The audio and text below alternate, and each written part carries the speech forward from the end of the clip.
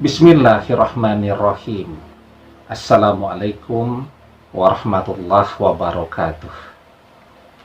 Bapak-bapak, ibu-ibu, mas-mas, mbak-mbak, khususnya adik-adikku sekalian yang dirahmati Allah dimanapun Anda berada.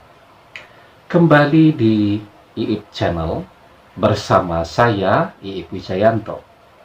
Kali ini kita akan membahas tema yang harus kamu lakukan saat mantan dihubungi malah dia ngamuk. Mantan betul-betul tidak mau didekati lagi, agar ia yang mendekatimu. Ya, jadi orang kalau sudah betul-betul tidak menginginkan kita, tidak mau betul sudah. Apa yang terjadi ketika kita berusaha menghubungi? Marah ya, ngamuk-ngamuk. Di telepon mungkin ngamuk-ngamuk. Apalagi kita datang berkunjung ke rumahnya, langsung sama tetangganya kita akan diusir. Tidak ada lagi pintu untuk kita. Ya. Nah, maka apa yang bisa kita lakukan saat mantan betul-betul sudah tidak mau didekati lagi? Nah, sebelum kita bahas lagi lebih jauh, jangan lupa yang belum subscribe untuk memencet tombol subscribe dan menyalakan lonceng notifikasi agar Anda selalu mendapatkan pemberitahuan video-video terbaru dari channel kesayangan kita ini. Dengan subscribe, doa-doa kita selalu terhubung sehingga kita selalu bisa berdoa bersama-sama, ya. Nah, ini adalah kondisi yang sangat sering dialami seseorang yang ingin kembali mantannya, sementara mantannya betul-betul sudah tidak mau dengan dia. Ya, pokoknya kalau sampai ketemu, sampai kita hubungi, dia akan marah-marah, akan ngamuk, akan menumpahkan segala kemarahan, kekesalannya kepada kita.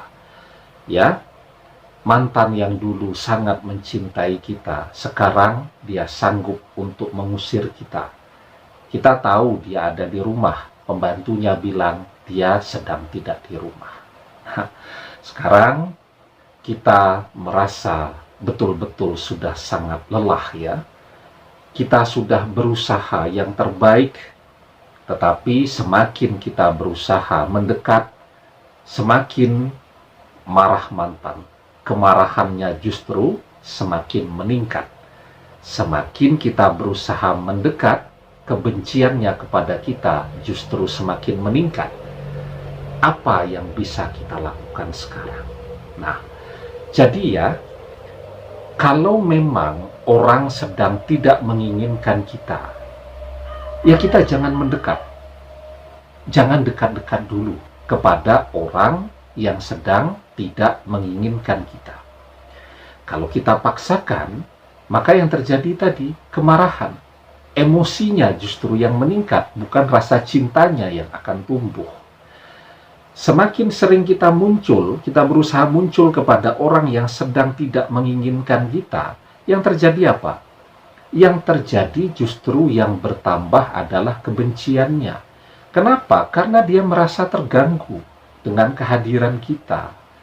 Orang yang sedang jatuh cinta, sampai tidak ketemu dengan orang yang dia cintai, yang dia harapkan, rasanya kangen, nelongso.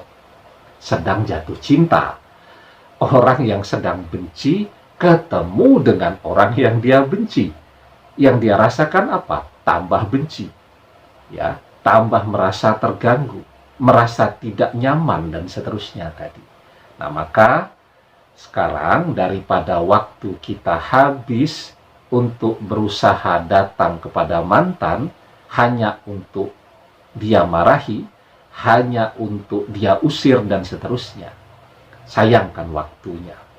Ya, sayang pengorbanan kita kalau kemudian justru itu membuat mantan semakin jauh dari kita. Ya, ada waktunya siang, ada waktunya malam, ada musim hujan, ada pula musim kemarau. Begitulah kehidupan, ya.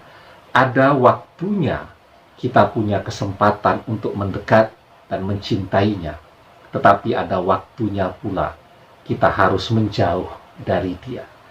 Ada waktunya ketika badai itu datang, kita harus merunduk dulu, ya.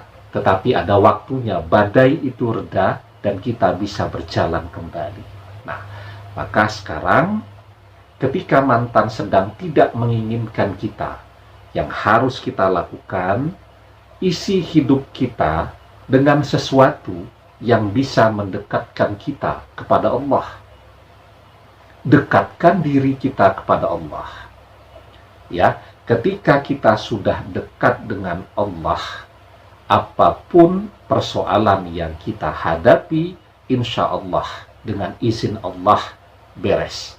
Ya, kita butuh pekerjaan, Allah kasih pekerjaan. Kita ingin mantan, Allah berikan mantan untuk kita.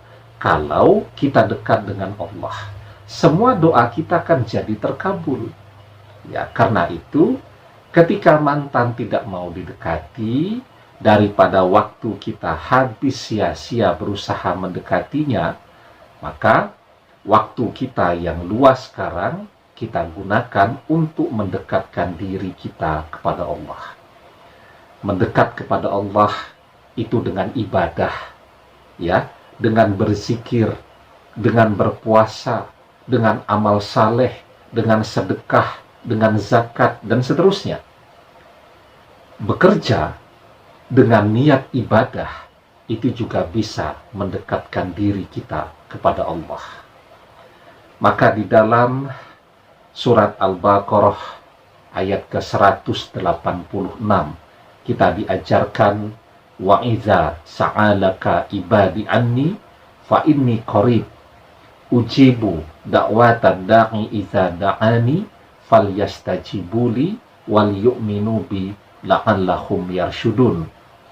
Dan apabila hamba-hambaku bertanya tentang aku, maka jawablah bahwasanya aku adalah dekat. Aku mengabulkan permohonan orang yang berdoa. Apabila ia memohon kepadaku, maka hendaklah mereka itu memenuhi segala perintahku, dan hendaklah mereka beriman kepadaku agar mereka selalu berada dalam kebenaran. Ya, demikian yang Allah ajarkan kepada kita.